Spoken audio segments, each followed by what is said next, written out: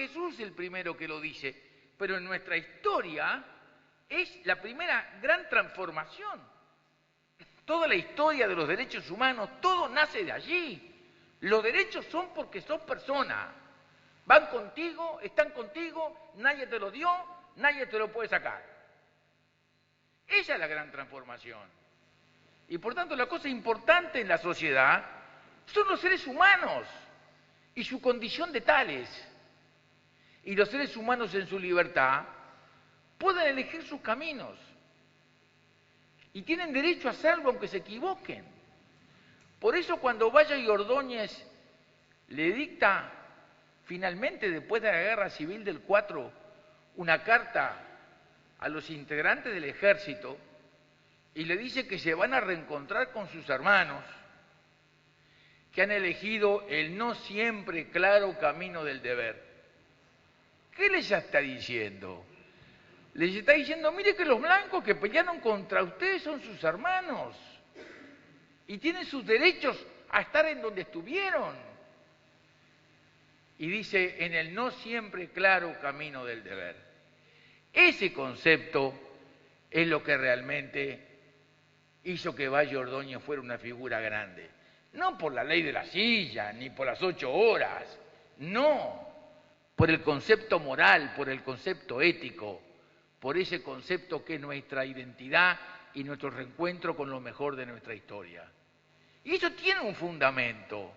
No solamente tiene un fundamento en lo que recogió de sus padres, que seguramente en España había sido formado también en lo mismo, sino tiene un fundamento en lo que abrevó de esas corrientes filosóficas que estaban a su alcance, al punto que en una de las cartas le dice al padre, sí, estoy solo, porque no me puedo juntar con mis amigos uruguayos, son todos positivistas, no tengo nada que ver con ellos, y si me pongo a conversar con ellos, terminamos peleados, terminamos discutiendo, prefiero no verlos. Quiere decir que esa cosa del pensamiento real y auténtico del punto de vista filosófico de Valle Ordóñez se sabía ya desde su juventud, y en esas cartas lo consigna, consigna su vocación política, consigna su vocación por las libertades y consigna su vocación por lo espiritual. No se olviden que todos nosotros, yo no soy bautizado, no formo parte de la iglesia positiva. El señor Valle Ordóñez, el 4 de julio de 1875, el mismo día que él, Zorrilla y San Martín, ingresó al Club Católico de Montevideo. Y los amigos del positivista se reían de él cuando él, frente a la iglesia del Cordón, se paraba frente a la Virgen de la iglesia del Cordón, se sacaba el sombrero y saludaba. Quiere decir que cuando él, en su poesía Cómo se adora a Dios, está haciendo una crítica de la iglesia como organismo y como organización, lo que está haciendo es una diferenciación entre los valores surgidos de una institución que sustituyó al Imperio Romano y que creyó durante mucho tiempo que era la que le daba al rey sus potestas, que ella recibía de Dios y se la transmitía al rey.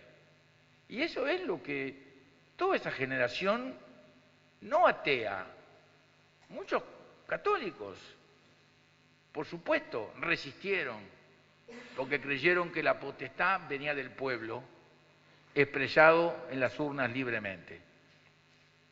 Y esa cosa que lo distinguió pues a Valle Ordóñez, que luego estudió también Ardao, que fue sin ninguna duda uno de los hombres más ilustres del pensamiento filosófico de este país, ya está consignado en todas las cartas que le escribió a su padre, respondiendo a las urgencias de don Lorenzo para decirle, ¿estás estudiando? ¿Vas a estudiar algo que te sirva para algo? ¿Qué vas a hacer? ¿Vas a ser periodista? Y le dice el viejo Valle y Grau, sin haber tenido en cuenta los avisos de Antel en la televisión, le dice, tú sabés que el periodismo es grave, porque si tú estás muy en contra del poder, el poder trata de que el diario no aparezca y trata que los periodistas queden por un costado y el poder influye. ya sabía lo que era la práctica de los avisos oficiales en las cadenas de televisión, razón por la cual durante mi gobierno yo suprimí esos avisos, porque no estábamos con plata para gastar en avisos de organizaciones que por ser monopólicas no tienen ninguna dificultad para vender lo que tienen que vender. Muy bien. Quiere decir que siendo las 8:30 y estando ya hablando una hora, en la medida que la organización así lo crea conveniente, yo me postulo para una segunda parte de esta conferencia otro día.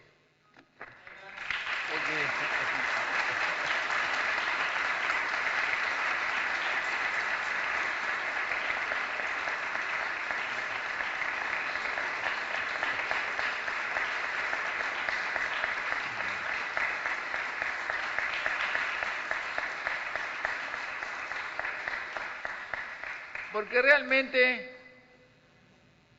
soy feliz cuando puedo transmitirle a un conjunto de ciudadanos las ideas que he recibido de aquellos que vinieron aquel día al Uruguay y tanto bien nos hicieron a quienes participamos de sus conocimientos. Por entonces recuerdo perfectamente que en nombre del Uruguay estaba trabajando el profesor Luis Víctor Anastasia y las personas que están en este libro, que vamos a ver si lo podemos reeditar, eran Osvaldo Álvarez Guerrero, doctor en Derecho y Ciencias Sociales, diputado nacional argentino, ocupaba entonces la presidencia de la Comisión de Comunidades, vicepresidente primero de la Unión Cívica Radical.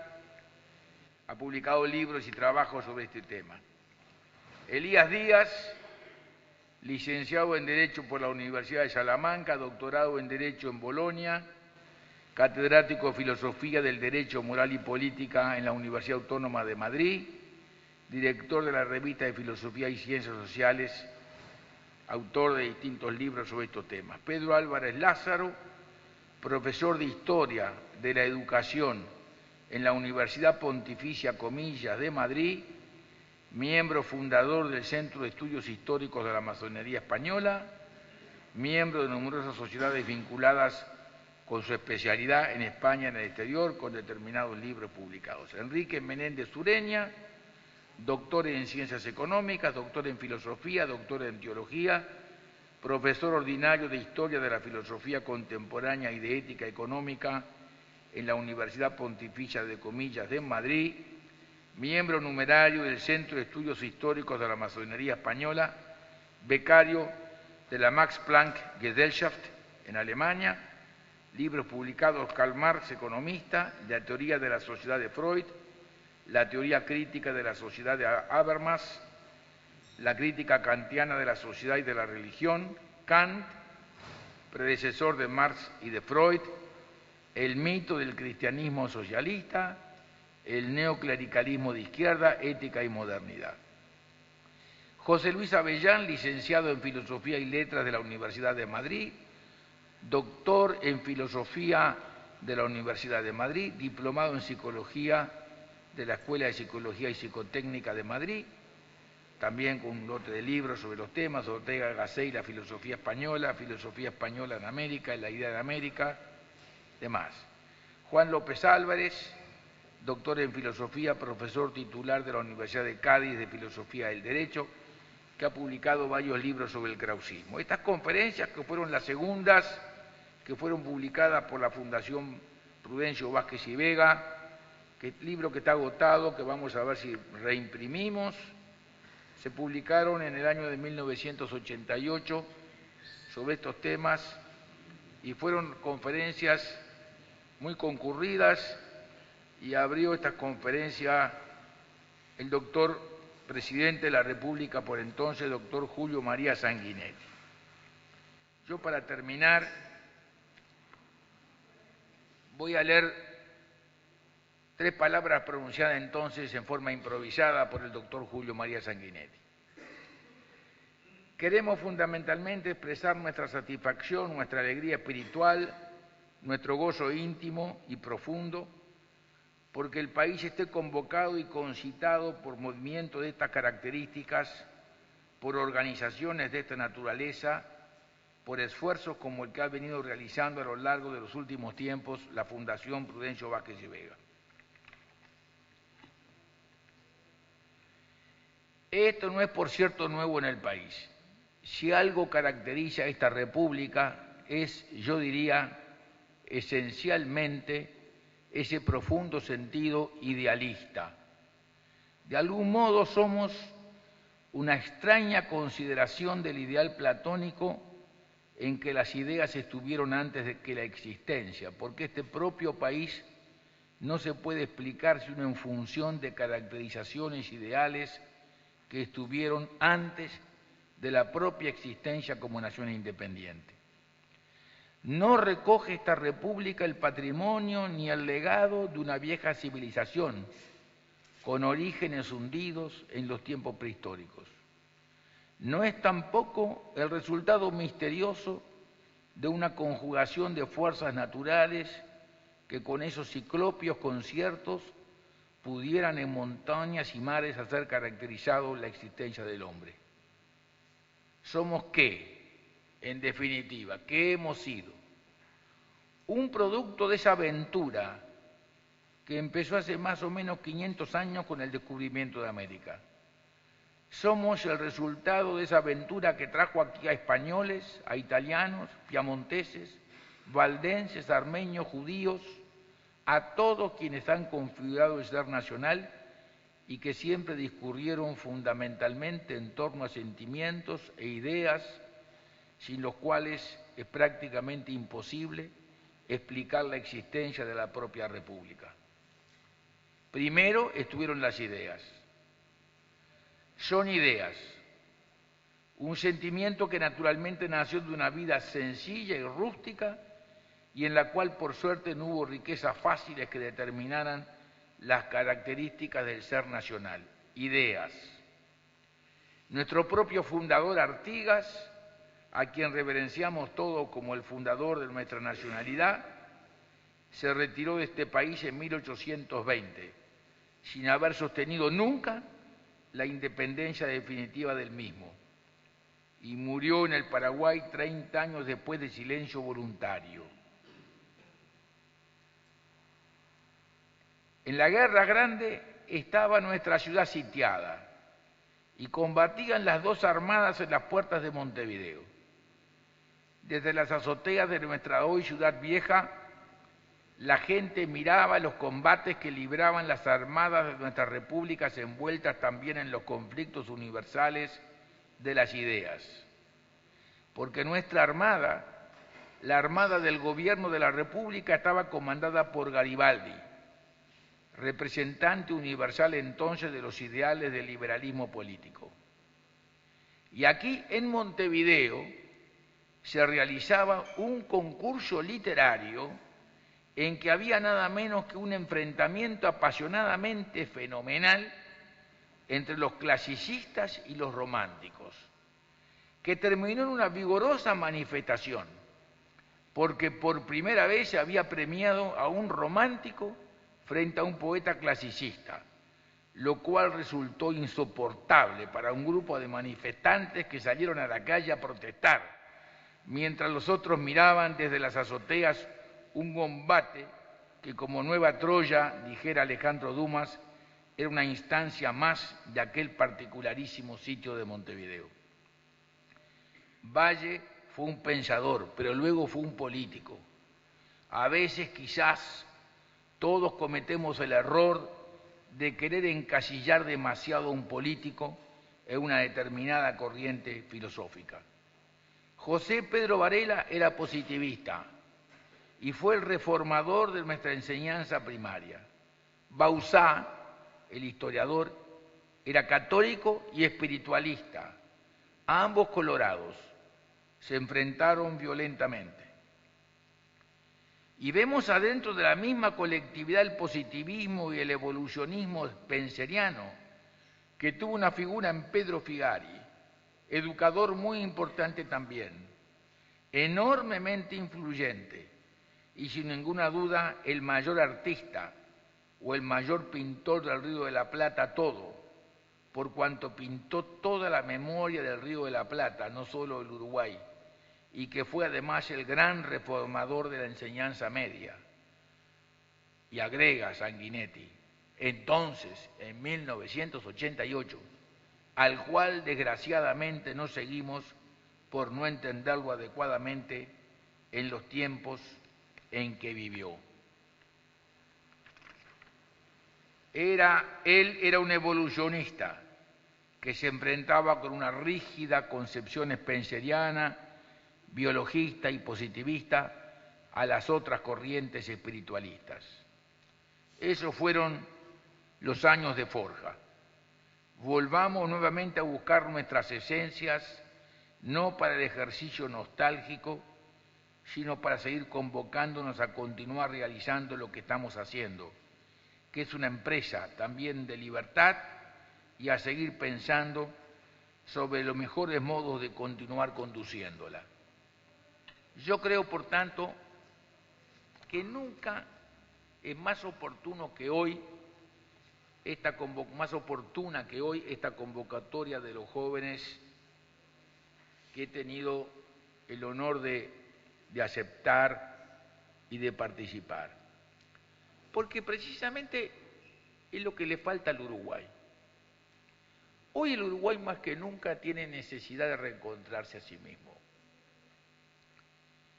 Hubo un movimiento político, social, ideológico, económico en el mundo que se inició allá por 1917 en la Rusia, que culminó en la Segunda Guerra Mundial, de la que Rusia fue la victoriosa, porque si los tanques rusos en la inmensa batalla de tanques de Kursk no derrotan al ejército alemán ya carente de combustible y de municiones, nunca jamás los aliados hubieran desembarcado en Normandía. Fueron los rusos que ganaron la guerra. Y cuando los rusos ganan la guerra, se extiende por el mundo la idea de que ese triunfo no solamente es el sacrificio patriótico de un pueblo dispuesto a defender su tierra como lo hizo contra Napoleón, sino de un pueblo que levantaba una bandera de justicia, en un mundo que por entonces y todavía los países centrales de Europa eran potencias coloniales. Es recién con De Gaulle que Francia reconoce la independencia argelina. Todavía después que termina la guerra, el vizconde de Mountbatten, el tío del marido de la reina de Inglaterra, es el que va a la India en representación de la corona, y es el que negocia la división y la independencia de la India con Gandhi, y es el que arma Pakistán por un lado, Bangladesh por el otro y la India al medio. Quiere decir que en aquel mundo hay un mundo, se transforma en un mundo maniqueo, de un lado los justos, de otro lado los colonialistas. Estos son los buenos y estos son los malos. Y esto llega a América. ¿Y cuándo llega a América? Hay momentos de crisis. Después que termina la guerra y después que termina la guerra de Corea, Europa decide, en forma inconsulta, no matarse más entre sí, cosa que hacía con regularidad cada 25 años. Cuando uno lee un librito llamado Un gringo de confianza, que son las memorias del doctor Brendel, un médico alemán en Montevideo, lo que lee es cómo iba al puerto la colonia alemana y la colonia francesa para ver quién ganaba la guerra del 70, 1870, 1914, 1939. Gente seria los europeos, cada 25 años se mataban todos entre sí, y nosotros, un buen día cuando nos enteramos que no había más guerra, dijimos, caramba, tenemos que trabajar. No tenemos más el beneficio de que nuestras cosas valían cualquier cosa, porque esos países tenían todos sus centros de producción destinados a la guerra. o destruidos por las bombas. Y por tanto, todos estos países quedaron prendidos del pincel. Y todos empezaron una crisis que ya ahondó después de la guerra de Corea. Inglaterra había desaparecido, a quien nosotros le vendíamos todos nuestros productos. Inglaterra con la reina Victoria había impuesto un mundo abierto. ¿Y por qué? Y porque es una isla. Por eso Inglaterra llegó al Río de la Plata en 1806, porque producida la revolución industrial, Napoleón había cerrado los puertos de Europa para que los productos industriales de Inglaterra no se vendieran en el continente. A tal grado llegó que cuando el Papa decidió abrir los puertos italianos de los estados pontificios, Napoleón puso preso al Papa para evitar esa filtración hacia el mercado europeo. Pero al mismo tiempo Inglaterra estaba peleada con los americanos, que habían decidido organizarse como un país independiente. Entonces, ¿a dónde colocaban los paños de Liverpool? A donde había llegado en 1770 la primera revolución industrial, porque Watt, el del vapor, le había metido vapor a los telares, que fue la primera revolución industrial. Y América, la India no existía todavía como mercado. Recién habían llegado POFAM de Sudáfrica. Y recién llegó la conquista de Sudáfrica como mercado para Inglaterra en la guerra de los Boers, bastante tiempo después. Por tanto, cuando nosotros publicamos el informe de un inglés que vino en 1806, en los 200 años del desembarco de los ingleses en el puerto de Buceo, el tipo dice, Inglaterra es un país de comerciantes, si no comercia muere. Eso fue lo que Inglaterra hizo durante el reinado de la reina Victoria. La señora emperatriz inglesa cobraba peaje. Peaje por los seguros, peaje por los royalties, peaje por los fletes, peaje. Pero el mundo era abierto. Igual que en la época de España era abierto el mundo. ¿Cuál era la moneda corriente en China en la época de España? El patacón de plata español. Igual que el dólar hoy. ¿Y cómo llegaba a China? Desde Acapulco. No había bañistas en Acapulco. Llegaban los galeones de las Filipinas y los galeones del Japón, los galeones negros de los jesuitas, y llegaban con telas, con loza, iban cargados de plata, de minerales y plata, a China de vuelta.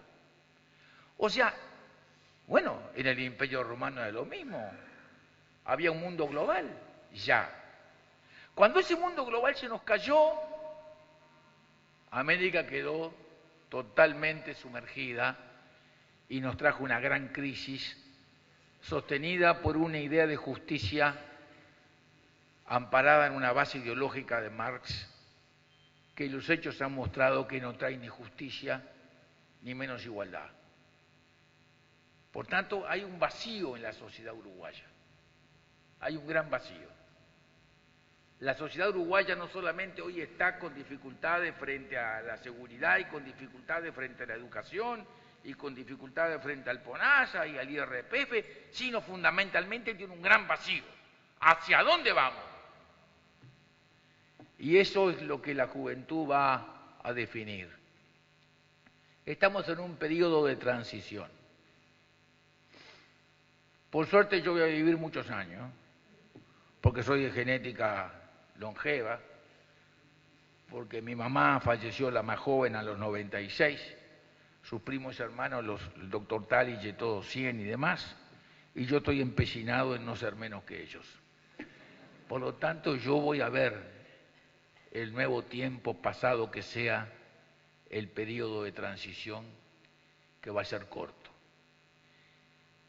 No hay más ideologías, hay valores. Se vuelve al tiempo de los valores, no de los fanatismos. Las ideologías son en el fondo todas fanatismo. Es eso lo que en el fondo quiere decir Fukuyama cuando habla del fin de la historia. No habla del fin de la historia somos todos nosotros que estamos acá. Todos los días hacemos nuestra historia y por tanto construimos la historia. Lo que dice es que se terminaron los fanatismos. Volvemos a los valores. Eso es lo que perdimos en la escuela, los valores. Pero fundamentalmente en la escuela. La escuela conduce a los padres. Usted trae a los padres a la escuela, pero tiene que haber un mensaje de la maestra, que lo tiene que recibir de la directora, que lo tiene que recibir del inspector, que se lo va y se lo pregunta al dirigente sindical, a quien el valor no le interesa el poder. Nosotros tenemos que volver a la historia real, auténtica de los seres humanos, a los valores. Allí es donde nos vamos a encontrar todos. Unos serán blancos, otros colorados, otros frentistas, unos liberales, otros serán protestantes, otros serán luteranos, otros serán masónicos, otros serán otra cosa. Todos somos seres humanos, todos tenemos los mismos derechos. Espero reencontrarlos pronto. Muchas gracias.